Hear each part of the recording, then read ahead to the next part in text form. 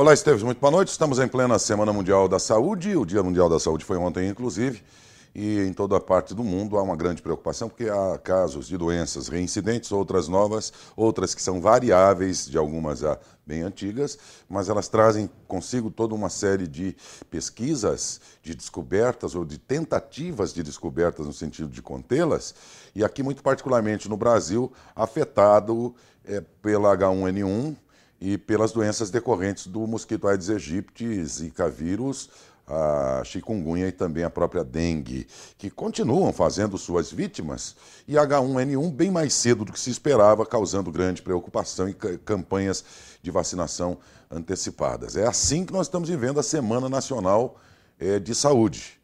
É deste modo. Além, evidentemente, das consequências das doenças, da corrida dos pesquisadores para conter essas situações todas, há toda uma questão também de custos, e aí nós vamos para uma área de administração da saúde, onde há um embate neste momento em muitas cidades do nosso país sobre os custos disso tudo. Essas doenças todas, oportunistas e sazonais, estão levando aos prontos-socorros uma enormidade de pacientes. Isso gera custos e também vem todo um problema decorrente da administração desses procedimentos médicos que são feitos. Aqui em Matão não é diferente, tanto isto está preocupando as autoridades, que o hospital já se manifestou a respeito, e ontem, no lançamento de uma creche que tem a ver com saúde, com educação e assistência social, o prefeito deixou na entrevista que nos concedeu o assunto lá pela metade e imediatamente emendou com o assunto gerenciamento da saúde, custos e tudo mais, assunto que ele promete tratar especificamente na semana que vem numa entrevista coletiva à imprensa que ele está aí agendando para os próximos dias. É deste modo que estamos, portanto, dentro dessa Semana Mundial de Saúde, com grande preocupação sobre muitas doenças, e uma delas particularmente escolhida pela Organização Mundial de Saúde, que é o diabetes, para marcar o Dia Mundial da Saúde deste ano no mundo inteiro. Diabetes, que nós sabemos hoje se torna muito mais comum. Disse aqui ao nosso programa o Dr. Antônio Scudeler que o número de doentes é cada vez maior e é uma doença que pode ser evitada, especialmente quanto à questão de sobrepeso, mas também por conta da própria alimentação, dos hábitos alimentares, e aí a doutora Natália, que é nutricionista, deixou para os nossos telespectadores, eu vou aproveitar um trechinho agora, algumas dicas interessantes. Aquilo que a gente exagerar em termos de açúcar, de refinados, né? Açúcar refinado, até o sal, né? A farinha branca também, tudo que não for integral acaba proporcionando para um aumento do risco da diabetes, principalmente a tipo 2, e as gorduras saturadas também. Então, como que tem que ser? Uma dieta rica, principalmente em fibras, né, integrais. Então, todos os refinados têm que ser retirados da dieta, o consumo de açúcar o mínimo possível, a prática de exercício físico, fracionamento, né, de comer a cada 3 horas, e não ter excesso nem de gorduras e nem de calorias, né? Como, por exemplo, refrigerante, nem pensar.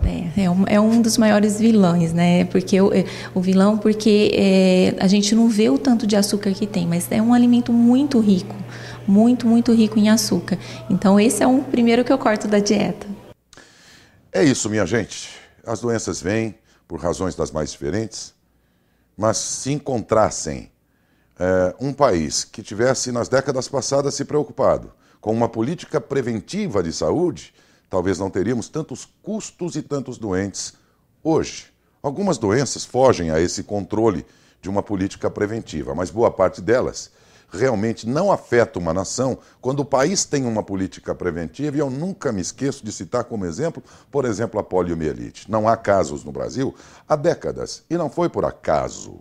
Foi porque, desde os anos 80, campanhas intensivas de vacinação contra a poliomielite foram feitas.